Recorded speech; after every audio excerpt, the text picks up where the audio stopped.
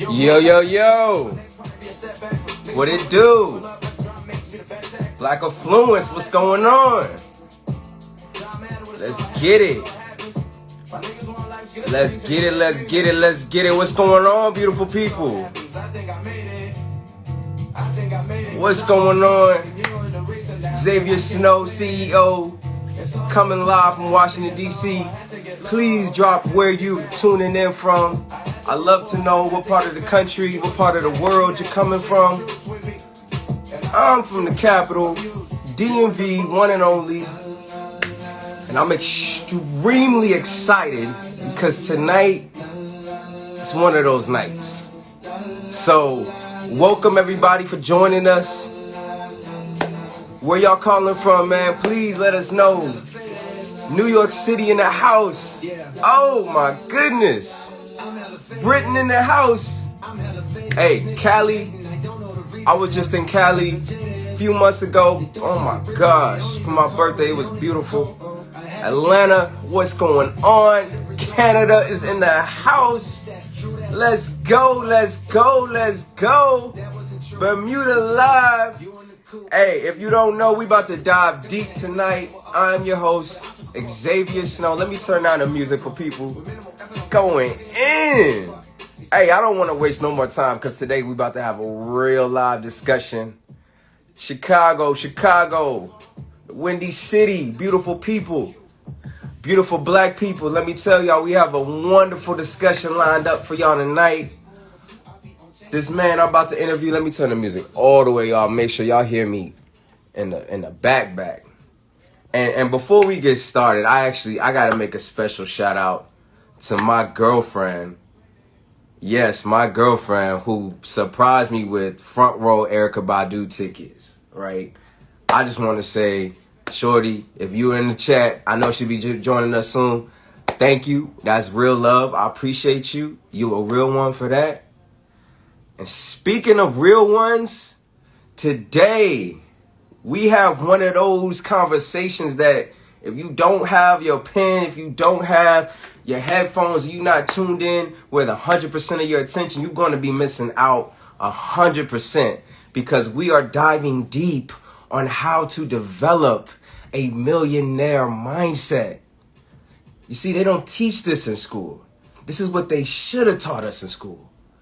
But you're getting the game directly from somebody who's worked in the industry.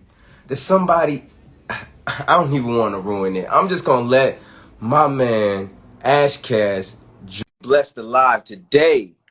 Let's get it. Sir. Hey, peace and blessings. What's going on, King? How you feeling? Hey, I'm feeling great. I appreciate you. Thank you so much for having me, man. You know what I'm saying? It's always, a pleasure, you know what I'm saying, to talk to the people and just kind of help us get our mind and money right. Man, and let's not forget this is part 2. Yes, sir. Right? We had part 1. We had experienced a little bit of technical hateration. I'm gonna call it hateration. Yes, sir. We were dropping the gems heavy then, and I just want to give the people a chance to reconnect with you. So please, can you just share a little bit about your background and who you are? Yeah, so I am Ash Cash, Ash Exantis. I am a 15-year former banking executive. So I started my career at the age of 19, working as a teller. Worked my way up from teller to personal banker to private banker to branch manager. At one time, I was one of the youngest CEOs of a federally chartered bank at 31 years old. So I was a CEO of a credit union. I retired from banking to be a financial educator. And so I've written 11 books. 4 of them have been bestsellers. And I just teach people how to change their mindset in order to manage money. So I have a popular podcast called Inside the Vault. I do a daily show called the Ash Cash Show, Monday through Friday, 8 a.m. to 9 a.m. Eastern Standard Time. I travel the country, just really out here, making sure our culture understands how to build wealth, how to keep it, how to pass it down to the next generation. And the truth of the matter is that I'm just a kid from Harlem, man. I'm a kid from 129th Street and 8th Avenue, St. Nicholas Projects, Yeah. who just understood that, you know, the good, the bad, and the ugly is what helps you get to the next level in life. And I just never gave up. And then now, you know, now today I'm one of the top financial educators in the world. Yo, if that's not mindset, man, I don't know what is. Hey, I told y'all we're gonna be learning some lessons in this broadcast. And if you don't have your pens and your pencils ready to take notes, like, hey, this is free game right now. So you mentioned that you have a podcast, and actually you have a premiere as we speak right now, episode 35. Can you give us a little sneak peek of what that episode is about a little bit?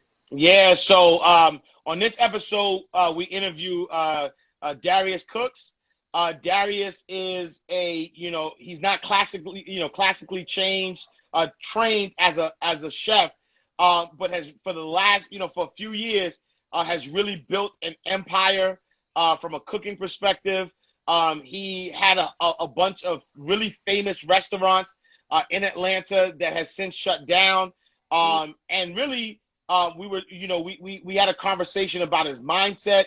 We talked about his success. I've watched him on live make like $500,000 in an hour, based on, providing, events and things of that nature. So really just wanted to kind of talk about his history, because Inside the Vault is the greatest money mindset show on the planet.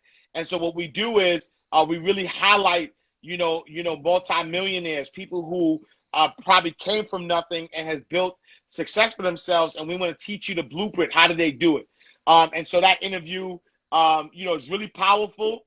We talk about all of the controversy around his brand, but really just, really giving people, a platform to really learn from somebody who's really getting it.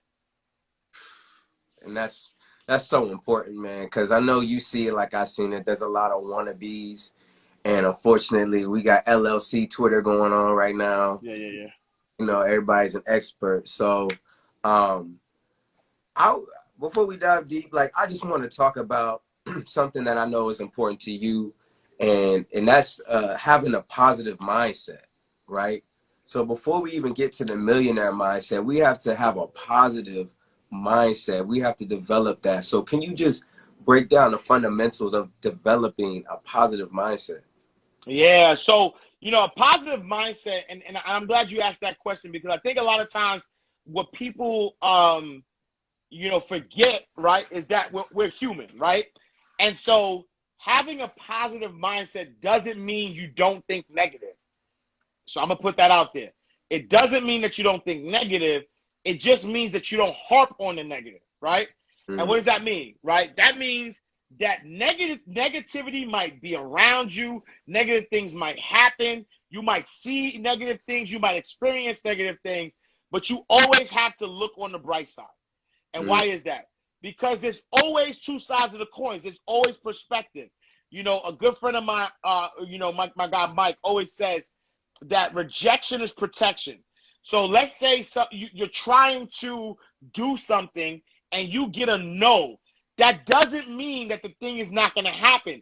You might have been being protected from a disaster, and that's why it didn't happen.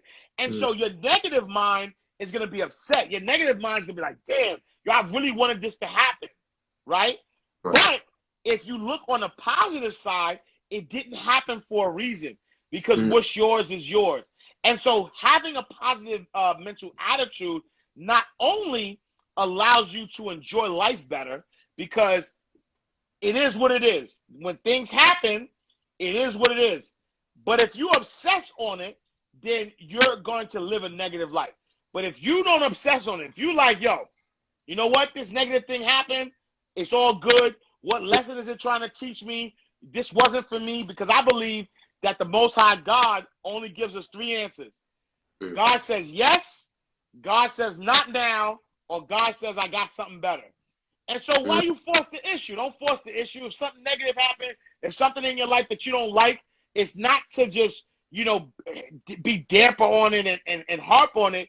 It's Yeah. to ask yourself, what lesson can I learn from it, and always look on the bright side of it. And if you do that, that's actually the beginning of getting your money right, because you can't get your money right and enjoy your money if you're negative and you don't have a positive mental attitude. And it sounds like the way that you speak, and not just when you answer this question, but every day when I hear you with that passion, that energy, it sounds like what you just said truly resonates with how you align your everyday life, right? You have a positive mindset, and because you were able to develop that despite where you've come from and the so-called statistics that were, you know, deemed ahead of you, you were able to develop and overcome that mental mindset. Is that correct? Yeah, absolutely. Because I grew up in a space. I grew up in the '90s, right? And then in the '90s, early '90s, to the mid '90s was, right around the crack era was at its peak. A lot of people were dying. A lot of people were going to jail. And so because I saw this, because I was seeing people dying, going to jail, and all that stuff. It actually got me to a space where I seen the worst of the worst. And so I knew that if I decided, to go in a different direction, that it would be better than the things that I was seeing. And so it's just a level of gratitude, right? It's just a level of being grateful, just for life, because I don't really have to be here. I'm not owed that. And so every breath I have in my body, I'm just appreciative. I just appreciate, the fact that I, have been given the opportunity to still be here. And again, I think that level of gratitude, because, gratitude is actually the cheat code to wealth, right? A lot of people don't even know that, right? But gratitude is a cheat code to wealth. A lot of times so here's the deal, right? From a law of attraction perspective, law of attraction says you get what you focus on, right? And so if all you focus on is negative, negative, negative, negative, then all you're going to get is negative, negative, negative, negative. But if you focus on positivity, no matter what is happening, then all you're going to do is attract what you're focusing on. And so when you're grateful, right? You're not grateful for something in the future. When you're grateful for your life right now, right? When you're grateful for your life right now, then all you're saying is, yes, I want more of what's going to make me grateful. I want more of what's going to satisfy my life. I want more. I want more. I want more. Whatever you focus on is what you're telling the universe that I want more of. So why not want more of the good things, not the things that you perceive as being bad or negative? I totally agree. And I think one of the key components, because I'm with you, man. I'm totally with you. But I know, just talking to people every day, and I know one of the things that they struggle with is just overcoming that negative voice in their mind, right? Just to get to that point where you're able to talk to yourself and to be able to just uplift yourself. So my question is, as we dive into the fourth quarter now, right? How does one who's already, let's say, working a 9-to-5 full-time job, how do they begin to build the mindset in order for them to start their side hustle or their business on the side? Like, what are some key steps that they can start to take now? Yeah, that's a great question. So I think number one is to start acting like an entrepreneur now within your 9-to-5, right? Because don't get to your 9-to-5 and don't give 100%, because how you do one thing is how you're going to do everything, and that's the truth, right? And so if you slacking as an entrepreneur, you're probably going to slack or if you're slacking at your 9-to-5, you're probably going to be slacking as an entrepreneur, right? If you are coming late and you're not motivated and you're not finding ways to motivate yourself, then you're looking at your job the wrong way and you're not cut out to be an entrepreneur.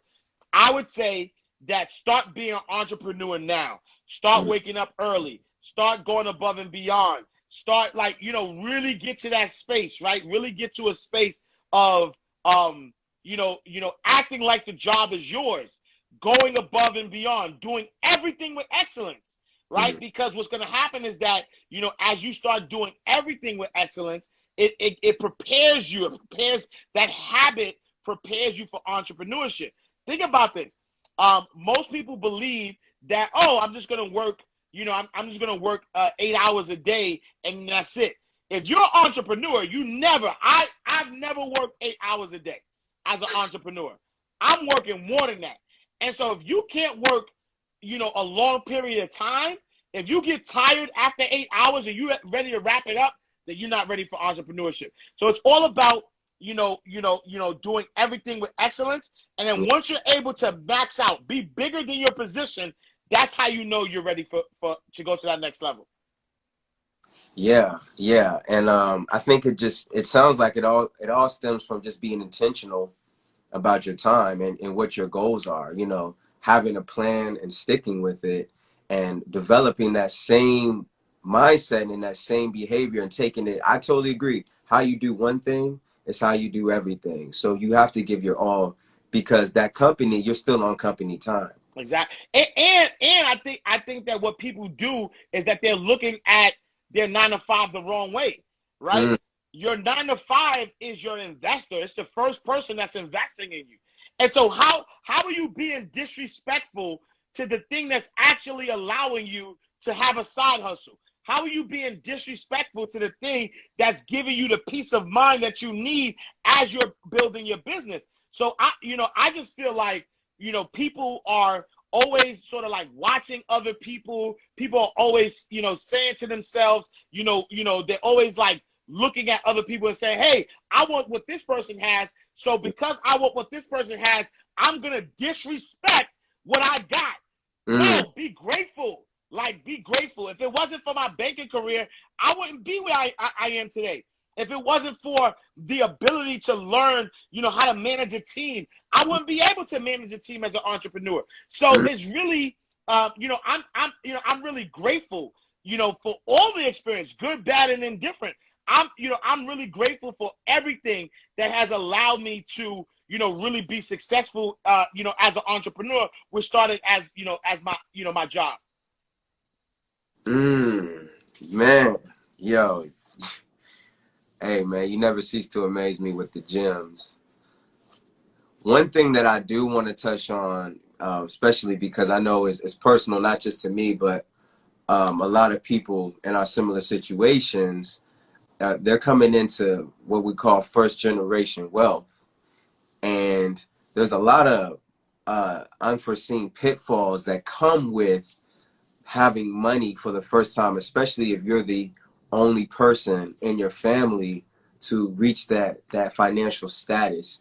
Can you just talk about some things that people may run into once they get into that position that we should watch out for? Yeah, I think the number one thing that people run into is that if you're first generation, you really don't understand how money works unless you've been taught. Right. And so a lot of times, because we're first generation, we're being told that we got to work hard for money. Right. And the truth of the matter is that money needs to work hard for us. And so if you don't have that first learning that says, because where we come from, it says get a good job. I mean, get an education, get a good job, and then live happily ever after. Well, that's not how it works. Right. You have to really, really get to a point where you work hard for money if you don't have money, but then how do you buy assets? How do you buy things that allow you to not have to, right, work hard for money? And then I think that's the biggest thing, because a lot of people who make money for the first time, because they've never did it, now they constantly working, accumulating money, but not accumulating assets. And so when they stop, accumulating, now they're in a position where they could lose it all. Now they're in a position where they have to kind of figure things out. Now they're in a position where they have to downsize.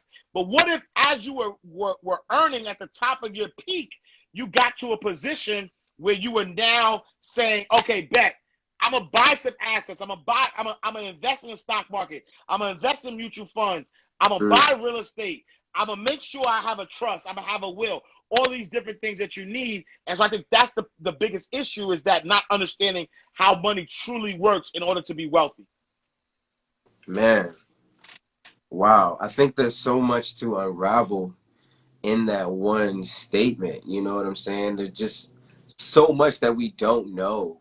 How do we go from that mindset of really not having assets and really just being in this rat race? Because it's not limited to the Black community. Let's be real, right? We're just a microcosm of the bigger picture. But how do we get from that whole rat race, go to work, work a job, buy a house, pay bills, and die? How do we get to that mindset where we're actually able to begin to own assets and understand the benefits? Like, what are some of the things that we can begin to take as a first step? Yeah, I think it's mindset, right? Mm-hmm. I think it's mindset. And that mindset starts with your level of discipline, because a lot of times people are so focused on now, on instant gratification, on keeping up with the Joneses and having the car and having the big house and having all the things that make them look rich, but not focus on the things that actually make them rich. So I think it's mindset. I think it's really just understanding that having a nice car doesn't make you rich. Having a big house doesn't make you rich. A lot of these things are liabilities. And so because we're trying to skip the line, because we're trying to, keep up with the Joneses, but the Joneses are broke. Like, we don't even know that. We trying to keep up with broke people. We trying to keep up with people that don't have two. You know what I mean? They got the Gucci bag, but they ain't got no money in the Gucci bag, right? And so we're trying to really keep up with people that and I had to learn this through my work. I had wealthy clients that had ripped jeans, that had dirty shirts. But I looked in their account, I'm like, nah, this guy, multi-millionaire, right? And so, and then I had the guy, who had the Benz and who had the fur and all that, but they got negative money in their account, right? And so, you can't really focus on things, and I think that's what trips most people up. And again, like you said, it's not only our community, it's bigger than our community. And what trips people up is that level of watching other people and wanting instant gratification. And because people want instant gratification, they're trying to buy things without being able to afford them. They're using credit cards. They're doing these things that are counter to building wealth. Man, hey, Gen Wealth from Seed Stores, Steve Store Trees. I hope I'm saying that right. They say we have to start educating the youth. Oh, absolutely, and that's 100%. You know what I'm saying? And that's why for majority of my career, I've always I've always worked in the inner city schools. I've taught financial literacy because the cycle has to break. Right? We can't keep teaching the wrong thing over and over and over again and allowing each generation to start over. And so I agree with that 100%, teaching the youth, because the truth of the matter too is that the youth have an opportunity right now to really, even us, right? In our generation, we have an opportunity to really break the mold, right? When you think about cryptocurrency, you think about stocks, you think about, venture capital, you think about all the opportunities. Internet gives us access to everybody. Like, there is a wealth transfer happening right now that we could really take advantage of and really kind of break that cycle. And so, it starts with us, but then also teaching the youth as well. Yes, sir. Yes, sir. Like my man Todd Billion says, Todd Capital, the e-commerce, all that digital products has leveled the playing field, right? Absolutely. Has made wealth accessible to our community. And if we're able to, transition our mindsets into ownership and actually learning these skills, there's nothing that we can't do, honestly. I agree. 100%. 100%. So, as someone who's worked as a banker, and quick side story, I went to Citibank today to cash a quick check, and I just thought, let me just ask them, do they have any financial education, or what are they doing in the community? Because they're in the middle of, I won't say the ghetto, but like it's 90% of the black people right here. Right. And then I'm like, she's like, yeah, we don't have anything. Like, do y'all do any type of community events? And she's like, no, not really. Yeah. So, it was really, I won't say shocking, but it was disheartening to know that there wasn't really anything actively going on. But at the same time, it gave me hope to want to do my own thing.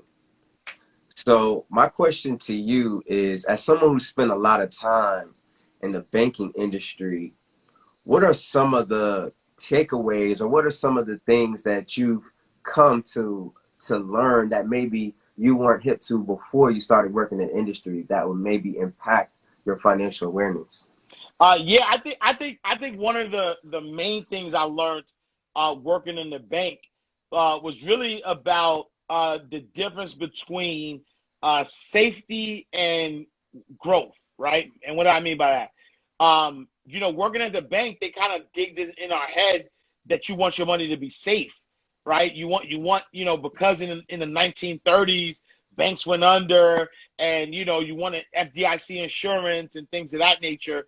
But safety has never built wealth, right? Mm, Safety has never built wealth, because in fact, if your money is safe, you're actually losing money, right? And so there's ways that you can mitigate your risk. You could invest in things that are not necessarily FDIC insured, but they also allow you to build wealth.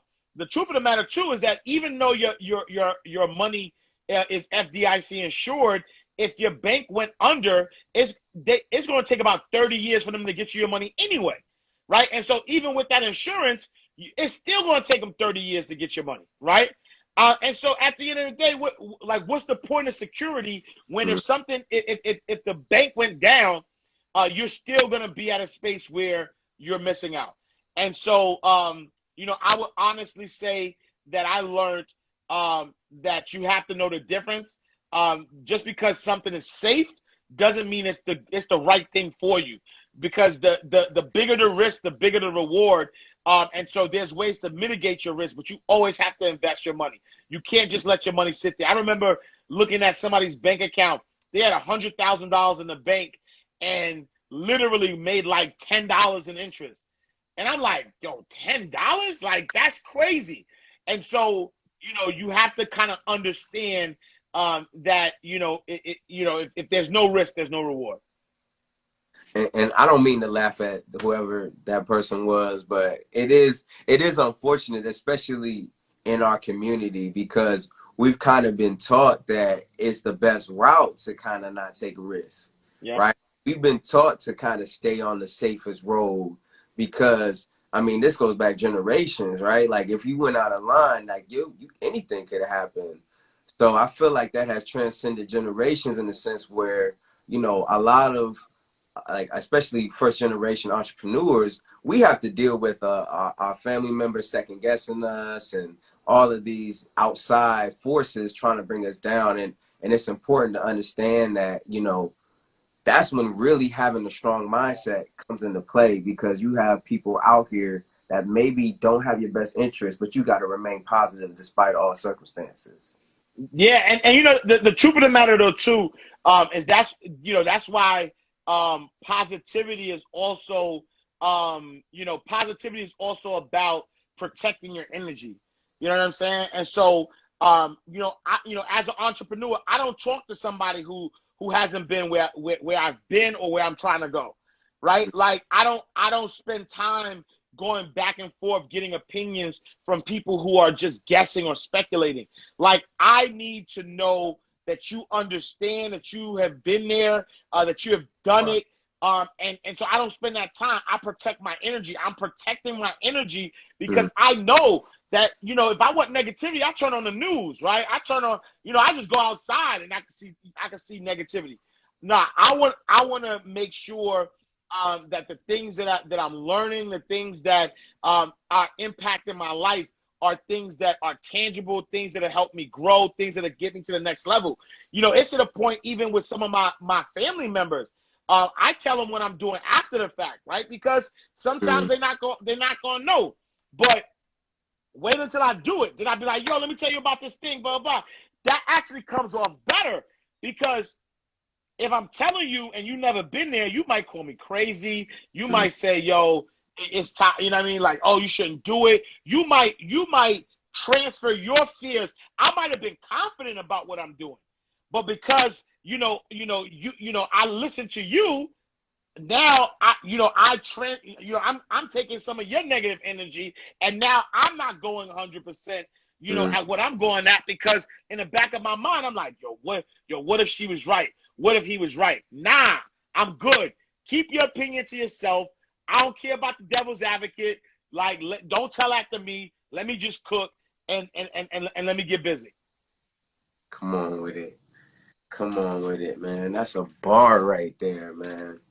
That's a bar out there. Let me cook, man. Let me cook. I'll come with the meal when it's done. Don't ask me what the ingredients are. Just enjoy the plate, you know? Yeah. And somebody asked a question earlier that kind of connects with this as well, in the sense of business partners, right? They had a question. I can't remember. It's a ways up, but they wanted to know basically what are some of the things that you should look for in a long-term business partner, and if you had any advice on that. Yeah, for me, I look for character first and foremost in a business partner.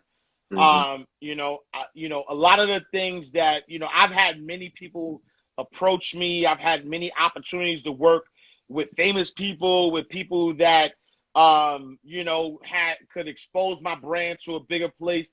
But at the end of the day, if it doesn't align with my morals, if it doesn't align with my energy, even then I'm good. You know what I'm saying? And so, I think that when I think number one, I wouldn't look for a business partner. I would attract a business partner. Right? There's a big difference, because looking for a business partner is being in search and trying to figure things out.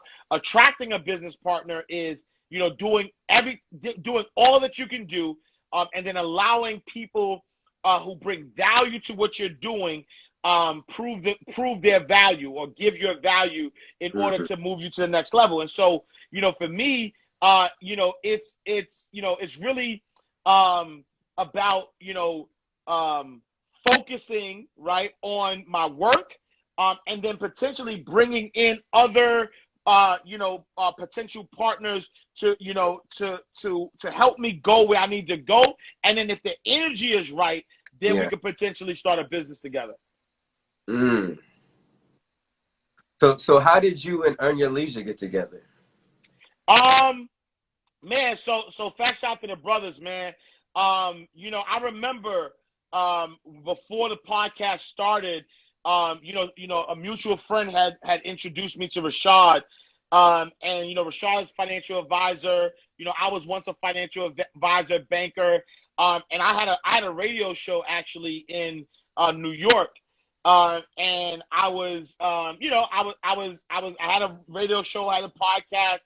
And so he reached out. We were just talking, right? And he was talking about the podcast. He was talking about the platform, and we were just, I was kind of giving him my experience. And then, once he was able to launch the podcast, I wound up being one of the first guests. So my episode is episode number 26. So if you ever go back to the beginning, I was the 26th episode. And I gave up a lot of game. It was a great time.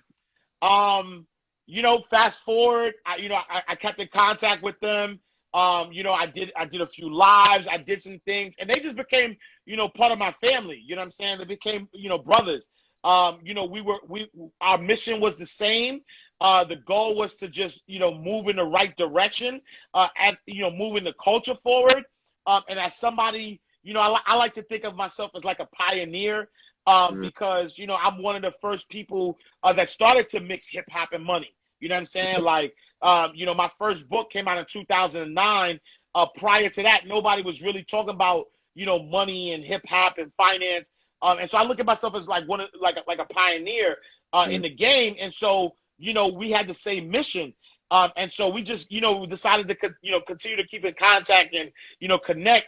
And so, me and my partner, King Richard, we were, thinking about starting a new podcast or a new digital show called Inside the Vault.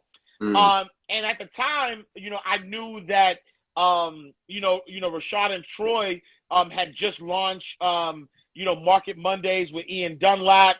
And they were thinking about starting a network. And so when I heard, I'm like, y'all about to start a network? They're like, yeah, we figured out the blueprint of podcasting.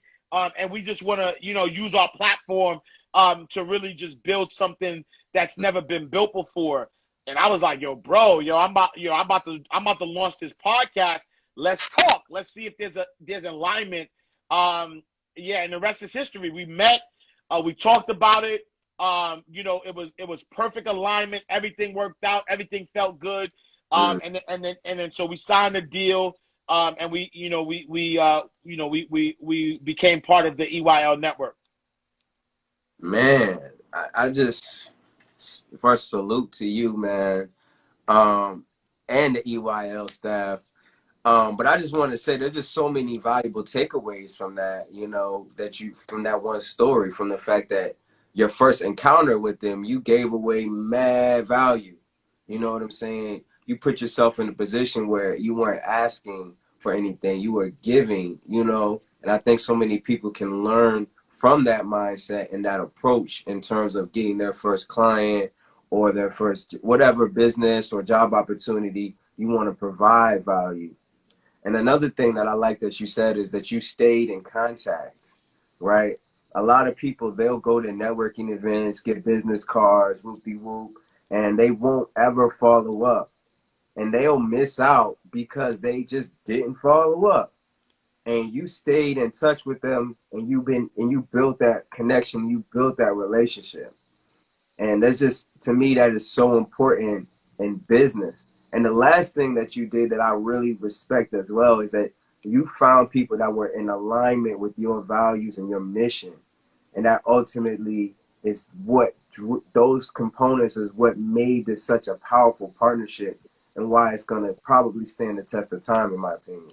Yeah, no, absolutely. And I'm glad you said that, because I think that a lot of people, they wait, man. They wait until somebody could do something for them until they start to take relationships serious. And I believe, and this has helped me throughout my whole career, I treat the janitor with the same respect that I treat the CEO. I don't look at no one better than the other. I don't say, well, no, this is a small platform and this is a big platform or this and that. If I have the time, if I could help, I'm going to help out. If I connect with somebody, I'm not going to, treat them less than. And that's helped me throughout, you know what I'm saying? Because at the end of the day, the truth of the matter is that we all got our time. You know what I'm saying? We all got our time. Like, once upon a time, you know what I'm saying? There was Dr. Boyce Watkins, who had all the steam and had the black community, you know what I'm saying? And he still does. But, at one time, when you thought finance and black people, you thought Dr. Boyce Watkins, you know what I'm saying? And so, everybody's going to have their time. You know what I'm saying? Like I'm not the only, Ash Cash. At some point, somebody younger, somebody, might have more energy than me and they might, start doing their thing. That doesn't mean that they're my competitor. That just means that we are, all out here, moving the same needle. And so if a young guy comes to me and says, yo, what tips do you got? I ain't gonna be like, yo, chill, man, I'm busy. Yo, no, like, let me help. You know what I'm saying? Cause I'll give you a prime example. Like Dr. Boyce Watkins gave me one of my first interviews when I first started. Right. Back in 2011, I want to say, Boyce was hosting a Crazy. show on AOL, right? He was hosting a show on America Online, and I wrote my first book. I think, matter of fact, Boyce wrote the back of my joint. No. So it says, So if you go to the back of this Mind Right Money Right, it says Ash Cash is an articulate financial leader with a genuine concern for financial literacy. Dr. Boyce Watkins, founder of Your Black World Coalition and the author of Black American Money, right? And so, right, and so what happens is, at one point, like, he's the go-to guy. But then now, you know what I'm saying? Like, he's still in the game, but then you have the Ash Cashes, you got the EYLs. You know what I'm saying? 5 years from now, there might be somebody else. And you might not even realize that the guy or the girl that's in your DMs right now asking you for advice is the person that's going to be in position in 5 years. And so in 5 years, you still got a message that you want to be tapped in. So I love that you pointed that out, because a lot of people be like looking at people's followers or looking at and seeing what people could do, but you just never know where people are going to end up. Man. And they say, careful who you step on your way up, because you're going to see them on your way down. So I think, you have a lot of value, and it's something that I believe in is just making sure that other people are taken care of. Even if you don't have a lot, you know what I'm saying? You have more than someone else. You have something that you can share. Even if it's not money, you have wisdom. You know what I'm saying? You have encouragement. You have things of value that you can offer the world. So, you know what I'm saying? Never sell yourself short. That's what I say about that. I agree. So, as we move into the fourth quarter, winter is coming, as they say. Yeah. What advice do you have for somebody that's looking to close this year out strong? Yeah, champions are made in the fourth quarter. I think that now is not the time for you to be all over the place. Now is not the time for you to be scrambling. I think now is the time for you to find that one thing that you can focus on and just go hard. Just give your best. Go all out, maximize your full potential, leave it all on the table, because you literally have 93 days to really make this the best year, and it's possible, right? And so I would say to anybody, in order to close out this year, I need you to give 110%, 120%, right? Every single day, just leave it all on the table. Make sure you do your absolute best. Make sure that you're not out here still trying to figure things out. Just go. You know what I'm saying? Like you had 9 months to figure whatever you need to figure out. At this moment, I need you to go. I need you to execute. I need you to put it all on the table. I need you to give 120%, and I need you to know that anything you put your mind to will happen. You just gotta go get it. Hey, he said you watched enough YouTube videos. That's it. That's it. Enough ebooks, man. It's time to put it to action. Time to execute. You know what I'm saying? Because all those courses you watched, all those videos you had, do not be, in analysis paralysis, sitting there still analyzing, still trying to figure things out.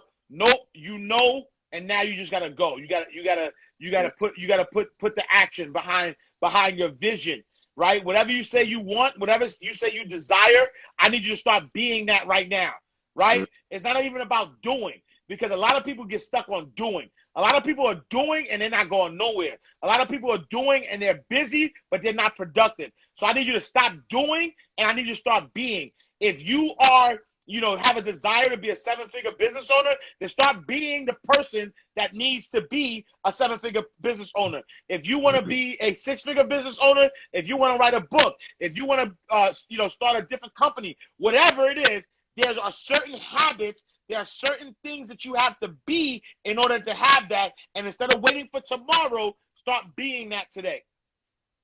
Woo. Hey, bars on bars. And like I was telling my girl the other day, man, you have to act as if, right? Absolutely. You have to act as if you already have it. And I think there's so much value in attaining that mindset. Even when you show gratitude, you know what I'm saying? You are acting as if you already have those things, because you do already have a lot to be grateful for. Agreed. And I totally agree with you, man. I totally agree with you, bro. It's bars on bars. So let me ask you a question. It's not like I've been doing that all night, but let me let me just ask another question, because I want to make sure that the people who may be not familiar with, the mindset of abundance and the mindset of prosperity, because there are some people that may feel as though, you know, it does touch into spirituality, and they may just, for whatever reason, not want to touch it. But it's really natural. It's really part of what I would believe that we deserve. We deserve abundance. You know what I'm saying? So can you tell me, how do you approach people who maybe have that mindset of they don't deserve something, or that abundance is just not for them? Like, what do you tell them? Yeah. I say you first have to know yourself, right? You first have to know yourself to understand that type of thought process doesn't even make sense, Mm, right? If you see my shirt, it says abundance is your birthright, right? yeah. And so abundance isn't even something that you have to work for. Abundance is actually something that you just have to allow, right? And Mm, so what happens is that it's not that you're looking for abundance or you want abundance. It's just that you are blocking your abundance, and that's why you don't have it. If you just allowed the abundance to flow, if you just woke up every day and you just made a decision to be who you are meant to be, then mm, you would allow abundance to be part of your birthright. mm, I would tell that person that they have to, get rid of the lies, right? Try to get to the root cause of, like, somebody lied to you, somebody who didn't believe in themselves told you that you weren't worth it, somebody who didn't believe in their magic, tried to stop you from living out your dreams, or putting your magic out there. And so you just gotta, what I mean, like the Bible says, the truth shall set you free. You know what I'm saying? And so you just gotta allow the truth that we are all made in the image and likeness of the Most High. So I don't care what religion you're in. If you are, if you read the Torah, if you read the Bible, if you read the Quran, they all start with Adam. They all start with, we are made, human beings are made in the image and likeness of the Most High God. So think about that. If something is made in the image and likeness of something, then it is that, right? And so mm. if I say that, this iPhone, right, this iPhone 10, all iPhones are 10s are made in the image and likeness of this iPhone 10, then guess what? Every iPhone 10 is an iPhone 10, right? Right. And so if we are made in the image and likeness of the Most High God, then if God is abundant, then I am abundant, right? If God has infinite possibilities, then I have infinite possibilities, because Mm, I am made in the image and likeness of the Most High God. And so I have this saying that I said, I am God, G-O-D, little g, greatness on display, right? I am greatness on display. And mm, so if you don't believe that you're worth it, then you got to understand that your job on earth is to prove that you have to prove God. You have to prove that you are made in the image and the likeness of the Most High. And mm, so you have to prove that you are greatness on display. Because as you prove that you're great, you give other people permission to be great.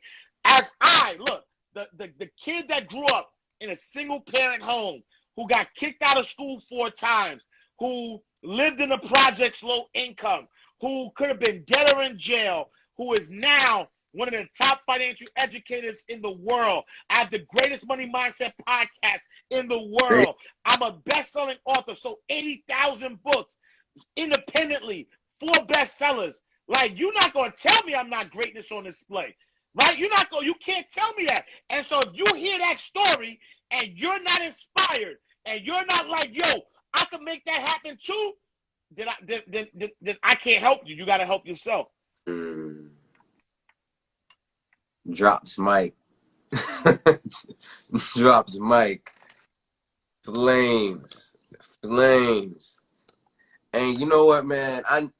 You just continue to amaze me because you come with the energy, like you didn't just leave an hour-long book clubs. Like, where did you just come from? Like, Oh, no, 2 hours, 2 hours. So, fast shout. So I just, so I have my six-figure author challenge, right? And so, I was able, I've been able to make multiple six figures from books. Starting with a book and creating 15 streams of income around the book. I have clients that I have helped do the same thing. And so, fast shout to my brother Julian Gordon. We launched this book earlier this year. We did $111,000 in sales within 3 months.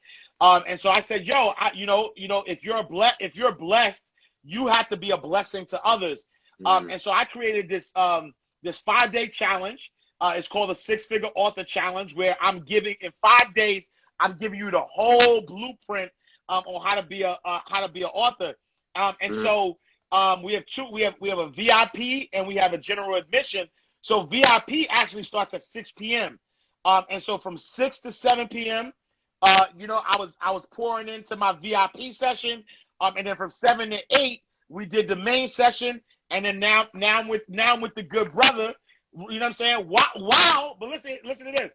I'm with the good brother while still my podcast is premiering. You know what I'm saying? I keep peeking up over there because I'm like looking at the comments. I'm typing. You know what I'm saying? So the grind don't want to stop. It ain't always sexy, but when you do it for the right reasons, when you do it for the people, you know what I'm saying? It's that passion that keeps you going. oh man, the GOAT. This is, man, you are super inspiration, man, to so many people, man. Every day, have that energy. Keep going, man. You have that energizing mentality, bro. And I think there's just so much to just learn and appreciate from people like you, and your energy is welcome, man. Nah, appreciate you, brother. Yeah, honestly, I'm just grateful. You know what I'm saying? I'm grateful. I've been an entrepreneur most of my life, but my official journey started in 2009. And I just, it's 12 years later, and I'm just getting started still. You know what I'm saying? Like I'm still, I'm still relevant. You know what I'm saying? My message still matters. People still, every morning. You know what I'm saying? Like, every Monday through Friday, 8 a.m. to 9 a.m. You know what I'm saying? Like I'm out here pouring into people. So I'm just grateful that I have the ability to still do it. I'm grateful that, God is still using me, because that's the other thing, is that, as long as you have breath in your body, you still have purpose. And so I would be disrespecting my higher power if I didn't, go out in the world every day and act like my life is a gift. Like, this is a gift. This is, there's 150,000 people that die every single day, right? 150,000 people die every single day. And so every day that the Most High wakes me up, that is my only sign that I need to say, yo, Ash, you still got purpose. Go out here and go save some lives. Flames. Hey, man, like I said, hey, I tried to warn him, man. I knew you was gonna bring the heat. I don't even think you can turn off the heat. You have like one mode, and that's fire all day. Yeah, facts.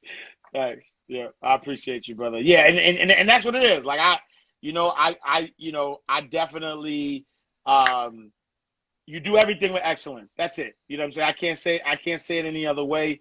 I think that excellence is our natural nature, right? When we try to dumb down, or we try to do anything other than excellence, we're not functioning in our nature. So let's just be who we are, which is God's little g, greatness on display.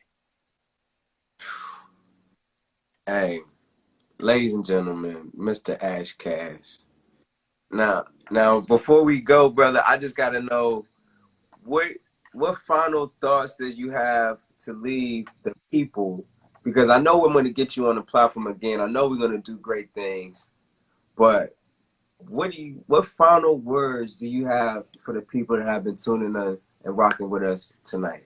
Yeah, I would say this. I would say now, like as you listen to the sound of my voice, now is the time to start to be and do everything that you've ever wanted to be or do. Tomorrow does not exist. It is a fallacy. It is something that has been sold to you because when tomorrow comes, it's still going to be today.